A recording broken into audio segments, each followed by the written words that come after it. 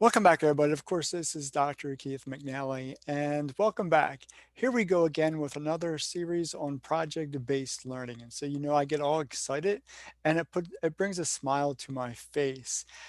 In my first series of 30 videos, I talked about the impact that project-based learning has on the learner. So, how we engage learning, how we approach the classroom. It doesn't matter the environment of the classroom, but really how we approach teaching and learning can be changed. And using project based learning really does have a benefit for the learner. They become more engaged. They do a deeper dive into a subject. They get to learn how to collaborate. But until we bring in the culture of project-based learning, it's going to be difficult to make those changes really powerful, impactful, and long-lasting. So I'm going to spend some time talking about the culture of project-based learning. And so what do we mean by culture? Of course, culture are the norms, the values of a society or a group of people. And so what we're looking to do now is really changing the way we think. And I've been saying that for a while now, changing the way we think about teaching and learning. And so that's going to take us to changing the culture of the school, maybe changing the culture of education, and definitely changing the culture within the classroom. And so this is going to take a mind shift.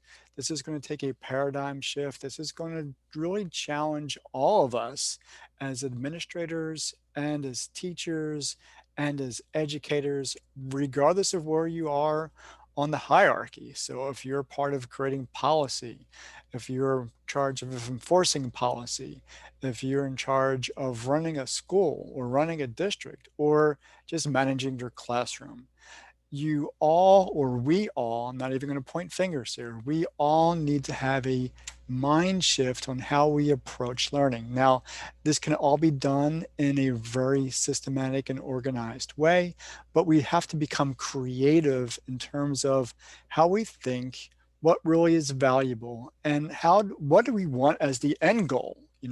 That's really where this goes. What is the end goal in education? Now, that's been debated for a long, long time, and I'm not going to add to that debate. I'm simply saying that what we have been doing in the classroom has been inefficient, and I'll use that word because I don't want to anger anybody, but I may by the end of this series. But what I'm saying is that a project-based learning culture really engages students better.